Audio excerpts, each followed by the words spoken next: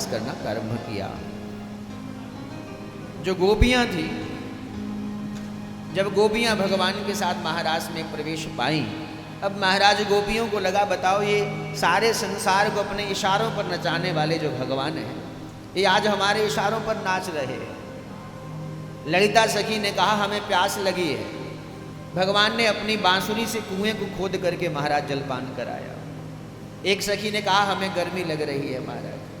तो भगवान अपना पीतांबर लेकर के महाराज खूब उन्हें हवा करने लगे। महाराज विविध प्रकार से गोपियां जब भगवान से आग्रह करती हैं, भगवान उनके इशारों पर नाचते हैं, तो महाराज संत कहते हैं खूब महाराज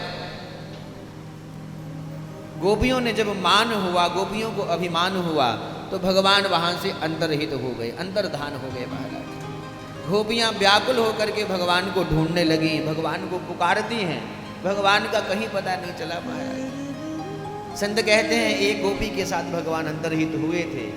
वह गोपी भी महाराज मन में विचार करती हैं श्री राधा रानी। श्री राधा रानी के मन में मान हुआ कि यदि भगवान आज इस रात्रि में केवल मेरे ही पास रहे तो महाराज समस्त गोपियों पर कृपा कैसे होगी।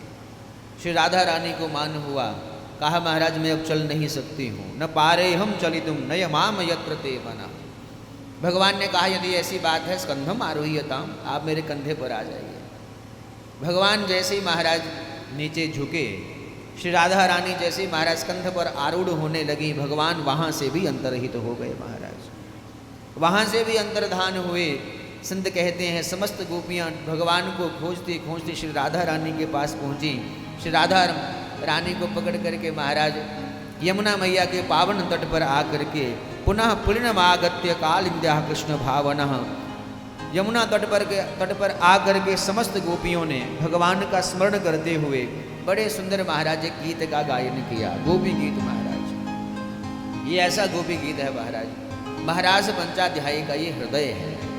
संत कहते हैं इस गोपी गीत का महाराज ऐसा प्रभाव है, आज भी यदि कोई व्यक्ति, कोई भी प्राणी मध्य रात्रि के समय इस गोपी गीत में 19 श्लोक है महाराज, इनका यदि कोई व्यक्ति पाठ करता है तो श्री राधा रानी की असीम कृपा महाराज उसे प्राप्त होती है। गोपियों ने केवल इस गीत को गाया ही नहीं है, समस्त गोपियों ने अपने अपने भाव इस गोपी गीत के माध्यम से दिए हैं।